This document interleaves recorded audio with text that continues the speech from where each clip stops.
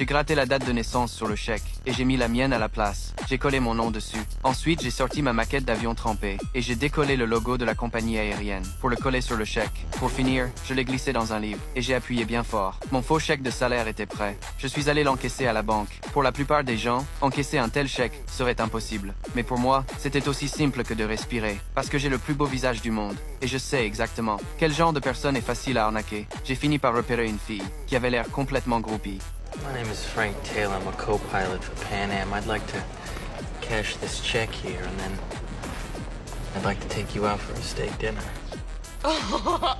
J'ai encaissé mon faux chèque sans problème. À partir de là, c'était parti. D'abord, j'ai acheté plein de maquettes d'avions pour fabriquer des faux chèques en série. Puis je suis allé les encaisser à l'aéroport. Je ne ciblais que les jolies caissières débutantes. Très vite, je me suis infiltré dans le système bancaire. J'ai appris par ces femmes que les banques avaient des machines pour vérifier les chèques. Alors lors d'une vente aux enchères, j'ai acheté une vieille machine à prix d'or. Après l'avoir étudiée en détail, j'ai fabriqué des faux chèques que même la machine ne pouvait pas détecter. Ensuite, j'ai commencé à me faire passer pour un pilote. Je prenais des vols gratuits partout dans le pays pour encaisser mes chèques illégalement. Comme les montants devenaient de plus en plus élevés, le FBI m'a dans le collimateur. L'agent Carl a suivi l'adresse sur les faux chèques pour me traquer. Il est arrivé à mon hôtel. FBI!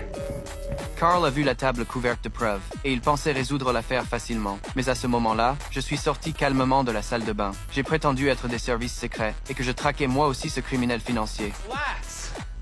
You're late, all right? My name's Alan, Barry Allen, United States Secret Service. Your boy just tried to jump out the window. My partner has him in custody. I don't know what you're talking about. Au début, Carl ne me croyait pas, mais mon sang-froid l'a fait hésiter. J'ai sorti mon portefeuille et je le lui ai tendu volontairement. Au moment où il l'a ouvert, je l'ai arrêté et je l'ai tiré vers la fenêtre. Hey, look, just do me a favor. Take a look outside. Look out the window. My partner's walking him to the car as we speak. Look. Hey, Murph. Yeah, call the LAPD again. I don't want people walking through my crime scene. Comme ça, j'ai facilement gagné la confiance de Carl. Et pour montrer mon professionnalisme, j'ai même demandé à voir ses papiers. Mind if I see some identification?